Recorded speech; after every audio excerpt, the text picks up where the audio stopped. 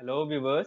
मैं राजकुमार Soni, Indian navy retired, एक बार फिर से आप सबका अपने चैनल मिलिट्री एकेडमी में स्वागत करता हूं।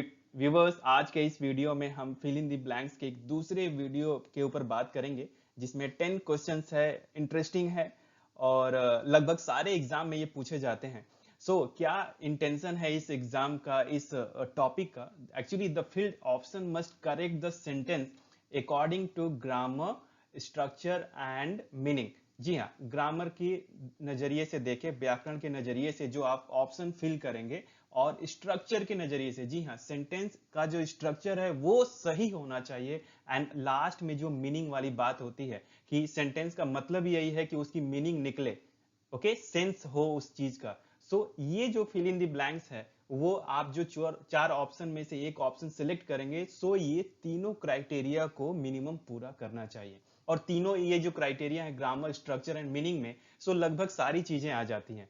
एक तरह से देखें तो this exercise is similar to sentence correction. जी हाँ, एक फिल इन द ब्लैंक्स बोले या सेंटेंस करेक्शन बोले, तो उसमें होता क्या है कि सेंटेंस करेक्शन में आपको वो जो एरर वाले पार्ट हैं उसको आइडेंटिफाई कर दिया जाता है कि हाँ, उसको बोल्ड करके या इटैलिक्स करके या अंडरलाइन करके, और बाद में चार ऑप्शंस में से आपको एक सुटेबल ऑप्शंस को सिलेक्ट करना होता है जो कि क्या होगा कि उस सेंटेंस को ग्रामेटिकली करेक्ट बनाए। इसमें क्या होता है, स्पॉटिंग एरर सेंटेंस करेक्शन में, उसके बाद उसमें जो सुटेबल ऑप्शन है उसको करेक्ट करने के लिए हम चूज करते हैं। Fine. Fill in the blanks के ऊपर बात करते हैं। मैं English language group discussion, physical fitness training and academic English का इंस्ट्रक्टर हूँ। मेरी करियर हिस्ट्री 2004 टू 2019 नेवी में, सर्विस में भी इंस्ट्रक्शन दी, एंड रिटायरमेंट के बाद मेरी अपनी एकेडमी है, that is military academy Ballia, जो कि उत्तर प्रदेश में है।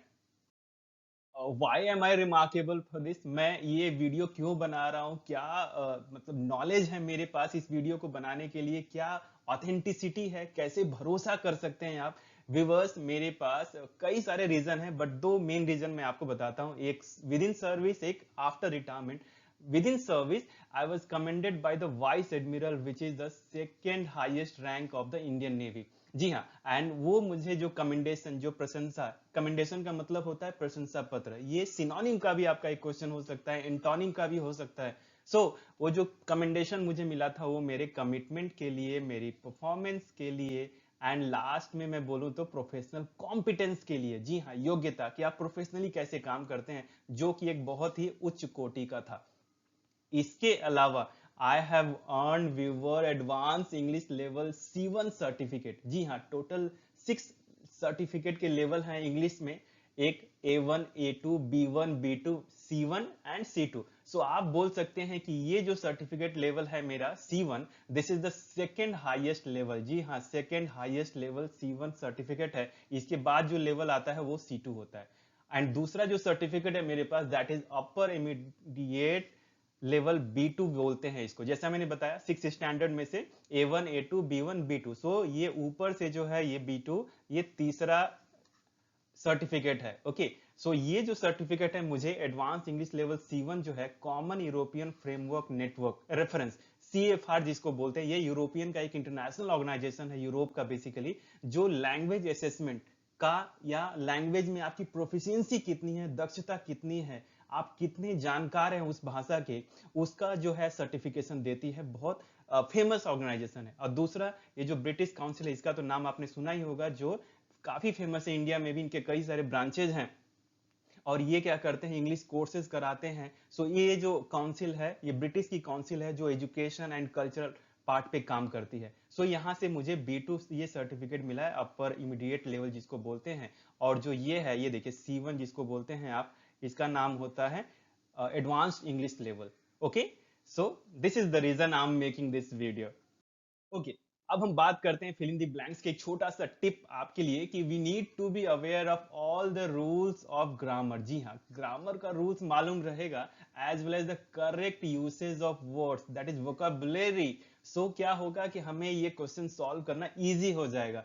वी नीड टू अंडरस्टैंड, या वी नीड टू पे special attention on tenses, syntax, preposition and vocabulary। Normally ये जो चार चीजें हैं, इन्हीं से ज्यादा क्वेश्चन पूछे जाते हैं। या तो डायरेक्टली आपसे क्वेश्चन पूछ दिया जाएगा, एरर में दे दिया जाएगा, या फिल इन द ब्लैंक्स में क्वेश्चन आपको मिल सकते हैं। ओके, बहुत इंटरेस्टिंग है क्योंकि वैरायटीज है, थोड़ा चैलेंजिंग भी है, but it's okay, will do it.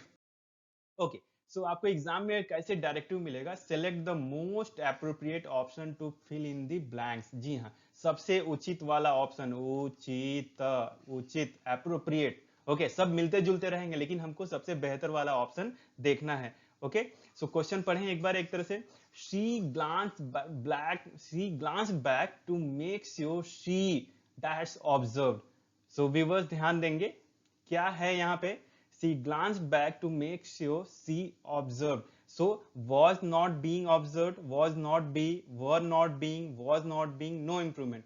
Viewers, यहाँ पे आप ध्यान देंगे कि वो पीछे देखी, ग्लांस माने देखना, पीछे देखी टू मेक श्योर, निश्चित करने के लिए। क्या हो सकता है यहाँ पे जो करेक्ट ऑप्शन है, that is she was not being observe. जी हाँ, इसको हम पैसिव वॉइस में बात करेंगे, she was not being observe, कि उनको देखा तो नहीं जा रहा था। यदि आपको मैं बोलूं कि इसी वाक्य को, she was not being observe, यहाँ पे जो सब्जेक्ट है वो छुपा हुआ है। ओके, सो इसको आप एक्टिव वॉइस में चेंज कीजिए तो क्या बनाएंगे, आप इसको ये बना सकते हैं कि people were observing her. Okay, तब जाके जब इसका पैसिव वॉइस बनेगा तो क्या हो जाएगा, was she was not being observe. Okay, अब बाकी ये जो बाय पीपल एटसेट्रा, इसको ब्रैकेट में ये हिडन भी हो सकता है, नहीं भी आप लिख सकते हैं। ओके, सो बेसिकली मैं आपको ये एग्जांपल देके ये बताना चाह रहा था कि इसका ये पैसिव वॉइस में है, और पैसिव वॉइस में आप ये पास्ट कंटिन्यूअस का पैसिव वॉइस है, जिसमें आप वॉज के बाद बीइंग प्लस V3 लगाते हैं। तो ये जो आइडेंटिफिकेशन है, ये देखिए V3 जो है, ये V3 ये बताता है कि ये ऑप्शन सी यहाँ पे करेक्ट ऑप्शन है। Okay, next.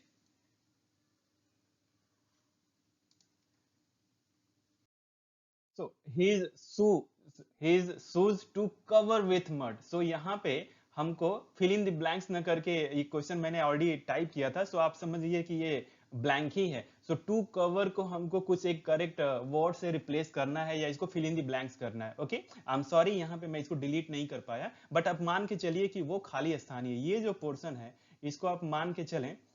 एक मिनट, ये जो पोर्शन है, ये जो पोर्शन, इसको आप मान के चले अंडरलाइन है, तो यहीं पे एरर है, या इसको खाली स्थान मान के चले। सिमिलरली यहां पर भी आपको खाली स्थान मान के चलना है, यहां पर भी खाली स्थान मान के चलना है। ओके, सो कोई बात नहीं, चलिए तो अब हम देखते हैं कि भाई क्या है ऑप्शन यहाँ पे, he shoes to cover with mud. So यहाँ पे देखिए, ही शूज क्या है, ये प्लूरल नंबर, और क्या लेगा, ये प्लूरल वर्ब लेगा। सो सब्जेक्ट वर्ब एग्रीमेंट के अकॉर्डिंग वॉज कवर्ड तो होगा नहीं, ये गलत है।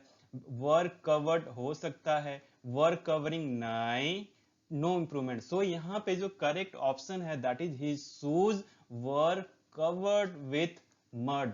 जी हाँ, उनके जो जूते थे, ये भी पैसिव वॉइस में है, या बोल सकते हैं कि यहाँ पे एडजेक्टिव डाल दिया है। Okay, was covered simple past tense है ये। So his shoes were covered, plural, shoes plural है तो वर भी आप यहाँ पे प्लूरल लेंगे, और बाकी ये कवर्ड, ढका हुआ।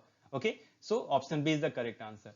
Next, the tropical storm be a hurricane. Okay, hurricane मतलब होता है तूफान।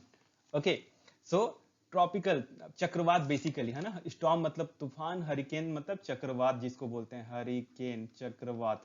Okay, so the tropical storm be a hurricane. So यहाँ पे आप देख रहे हैं कि ये सेंटेंस ऐसे कुछ ज्यादा ये मीनिंग अच्छा बना नहीं रहा है। क्या बोलना है कि ये जो ट्रॉपिकल, जो माने ट्रॉपिकल मतलब क्या, उष्णीय जिसको बोलते हैं, गर्म वाला जो एरिया से जब आंधी आती है, क्या होगा, हरिकेन बन जाएगा, चक्रवात में गोल गोल घूमेगा।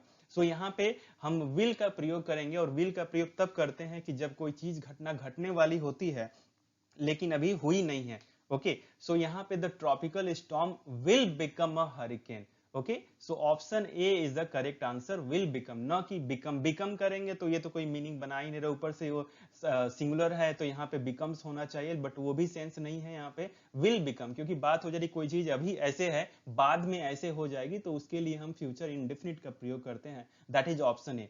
टू बिकम गलत है, नो इंप्रूवमेंट तो है ही नहीं। Okay, next, 4, since when have to start a business been so easy।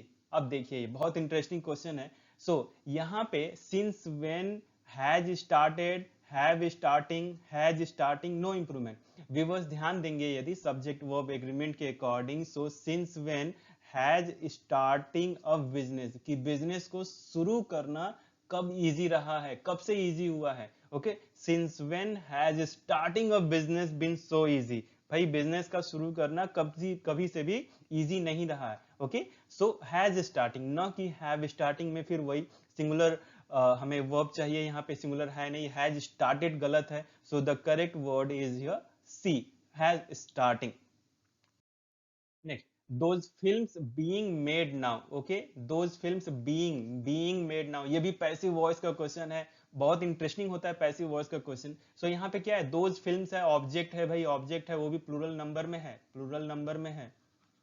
तो यहाँ पे क्या करेंगे, दोज फिल्म्स क्या, is being, was being, were, are being, no improvement. So we was very easy, those movies are, those films are being okay made now. ये जो वो जो मूवी है वो अब बनाए जा रहे हैं भाई। मान लीजिए लॉकडाउन चल रहा है तो वो जो रुकी हुई मूवीज थी अब बनाए जा रहे हैं। So passive voice, and passive voice में इज आर एम के बाद बीइंग का प्रेजेंट कंटिन्यूअस का है ये, उसके बाद V3 दैट इज मेड यहाँ पे लिखा हुआ है। Okay fine. सो यहाँ पे आपको पैसिव वॉइस पहचानने के लिए एक और मैं हिंट दूं तो सिंपल बात है, passive voice is all about V3, passive voice is all about verb का तीसरा form. Okay, next question, there is nothing wrong with having to, there is not, एक मिनट थोड़ा डिलीट कर देता हूँ, इरेज कर देता हूँ, sorry. There is nothing wrong with having to a different opinion. Okay, simple बात है यहाँ पे, देर इज नथिंग रॉन्ग, कुछ गलत नहीं है, क्या है, एक अलग राय रखना, एक अलग विचार रखना। सो व्यूअर्स यहाँ पे सिंपल बात है, नो हैव टू, ओके, ये नहीं गलत है, नो हैज टू, यहाँ पे हैविंग, सिंपल बात है, there is nothing wrong with having a different opinion. यहाँ पे जो प्रिपोजिशन टू है दिस इज अनवांटेड, चाहिए ही नहीं। Okay, so option C is the correct answer, there is nothing wrong with having a different opinion. अपना अलग विचार रखना कोई गलत बात नहीं है। Okay, next, it has being too dangerous for too many people. Okay, too का क्वेश्चन भी हमने किया था, रिमूवल टू का। क्या है, इट हैज बीइंग, यहाँ पे गौर करेंगे। सिंपल, ये भी एक पैसिव वॉइस का, सॉरी ये एक्टिव वॉइस का क्वेश्चन है, यहाँ पे आप ध्यान देंगे हैज का प्रयोग हुआ है, एक प्रेजेंट परफेक्ट टेंस का एग्जांपल है। इट के सब्जेक्ट है, हैज है, उसके बाद क्या आएगा, V3, और उसके बाद बाकी जो सेंटेंस है। मीनिंग क्या होगा रफली, पहले मीनिंग देखिए कि it has been too dangerous for too, मतलब ये कोई चीज है जो बहुत डेंजरस है बहुत लोगों के लिए। ओके, यहाँ पे न की टू बी, न की बी, न की no improvement, so B is the correct option, that is become. Here it will take V3। Okay, it has become too dangerous for too many people, ये जो चीज है वो कई लोगों के लिए काफी खतरनाक हो गया है। ओके, यहाँ पे जो बीइंग है वो प्रेजेंट पार्टिसिपल का यूज नहीं होगा, यहाँ पे पास्ट पार्टिसिपल का यूज होगा, that is V3। Okay, next, may be they has had a fight. ये तो बहुत इजी है बेसिकली, कि दे के संग आप हैज तो लगाएंगे नहीं, ये तो प्लूरल चाहिए। ओके, तो यहाँ पे हैज है वाला क्वेश्चन है भी नहीं, यहाँ पे इन्होंने क्या कर दिया कि हो सकता है कि they were had a fight, they was having a fight, they were having a fight. Simple बात है, they were having a fight. Okay, past continuous tense. Okay, plural verb they है भाई, तो इसके संग हम वर लगाएंगे, फिर having V plus ING। Okay, and then had, they have a fight, ना कि हैड का कोई जरूरत ही नहीं है। Okay, maybe they were having a fight, correct word. Next, we would not want them to think we doing anything immoral. Okay भाई, गलत करेंगे भी और हम सोचेंगे भी नहीं भाई, हम सोचने भी नहीं देंगे उनको कि भाई हम गलत कर रहे हैं। Okay, maybe I am just kidding. यहाँ पे क्या है, we would not want them to think, हम नहीं चाहेंगे उन लोगों के बारे में कि वो हमारे बारे में कुछ अनैतिक सोचें। We doing anything immoral, was doing तो होगा नहीं, वर डूइंग, यस, यहाँ पे हम कभी नहीं चाहेंगे, we would not want them to think that we were doing anything immoral, कि हम कुछ अनैतिक काम कर रहे हैं। B is the correct option here, न कि डन, डन के पहले तो कुछ है ही नहीं। ओके, वॉज डूइंग तो होगा नहीं, वर डूइंग होगा, ये तो गलत है ही।